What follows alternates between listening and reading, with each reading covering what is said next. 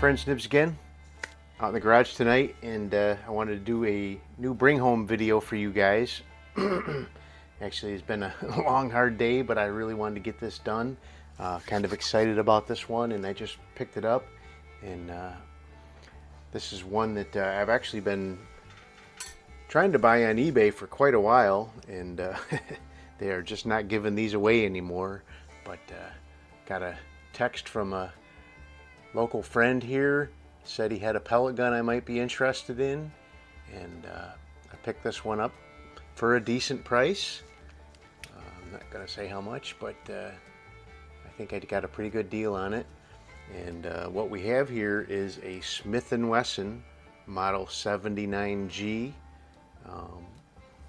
Watched a few videos on these, and this one I believe is probably a later production one, still a Smith & Wesson.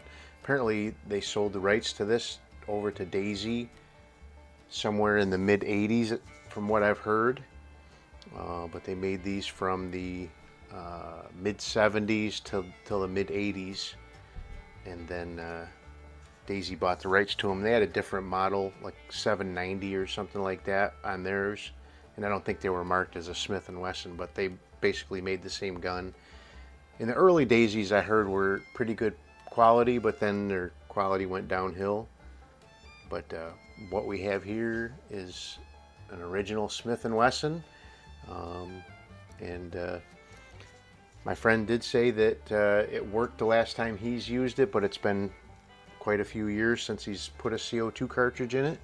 So we'll go ahead and give it a try. Hopefully it still holds air. If not, it's not the end of the world. Henry Ford does carry seal kits for these. I've already looked that up, so I can get one of those from him if needed. I'm going to go ahead and put a little bit of Pell Oil on the CO2 seal just to make sure that's going to hold air for us, or give it a fighting chance anyway. And then I've got a nice new CO2 cylinder, a little drop of oil on there like we always do. And this one you put it in with the nose down because the piercing pin is actually in the cap. And then we screw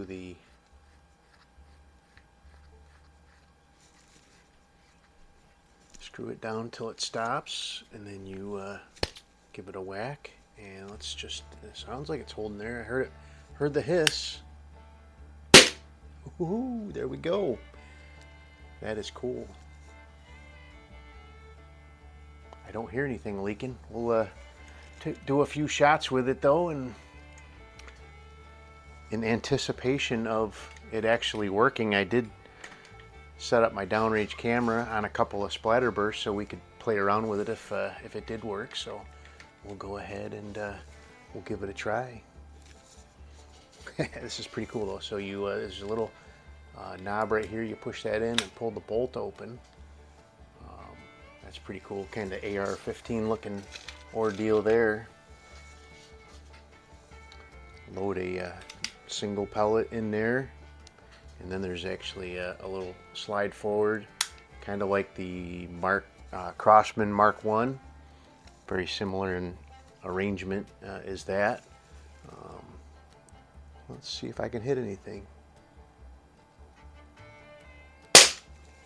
Oop, just above the splatter burst there. Not bad for my first shot.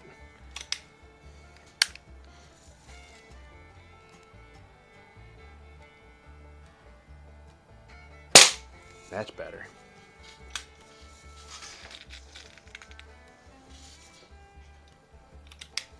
This would be a nice little gun to put head to head against the Mark 1.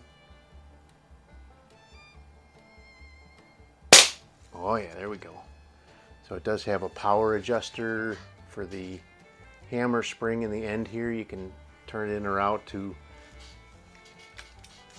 raise or lower the power of it. Sounds like it's shooting with some pretty good power though. Plenty enough for a target gun for sure.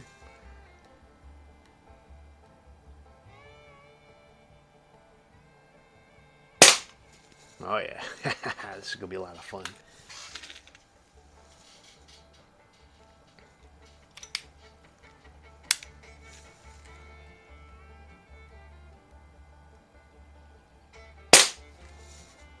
Nice, really nice. Seeing as how it works, I'm going to say I got a really good deal on this one. But you just never know. If it needed a reseal kit, I would say I still had gotten a decent deal. But the fact that it actually still works and holds air and shoots very well.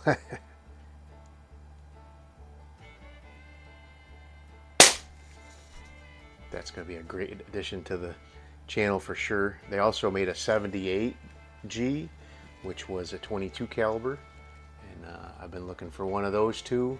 But like I said, they're not giving these ones away on eBay for sure. These will give a Crosman 600 a run for their money as far as price goes.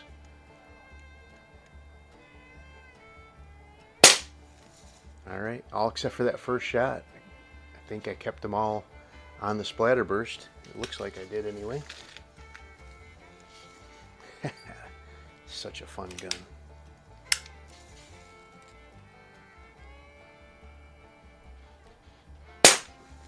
Oh yeah, there's one other thing. He also had this, which is, I don't know what the date is. I'm guessing late 90s by the guns that are on here.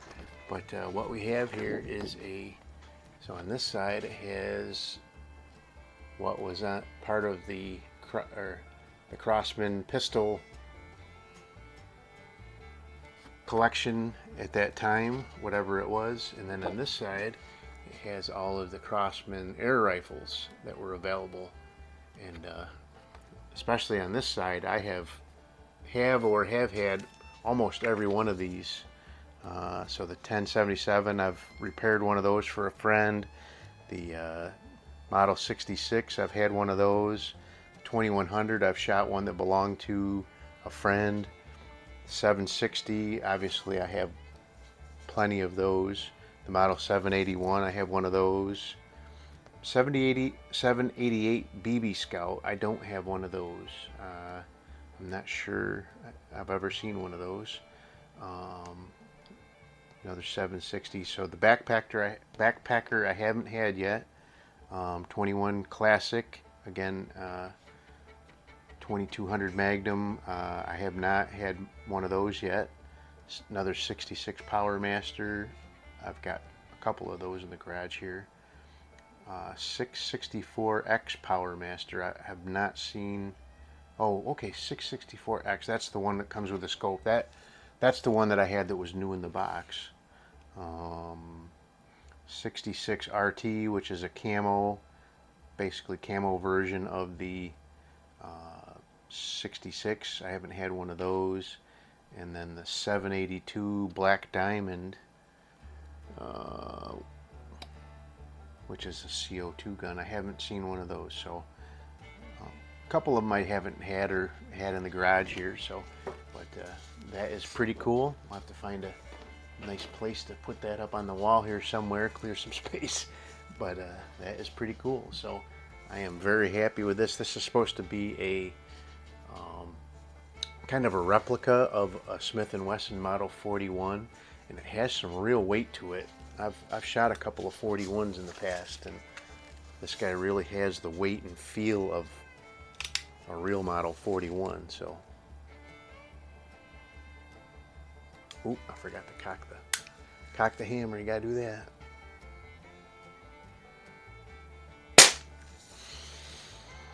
Very nice, very nice. So anyway, there you go. There is my bring home for this weekend. At least one. But I don't have any plans to get any other ones, but you never know. You never know what might jump up. So I had no plans on getting this one either, but there it is, the 79G. Really cool. Hope you guys liked the video. Till next time, have a great day.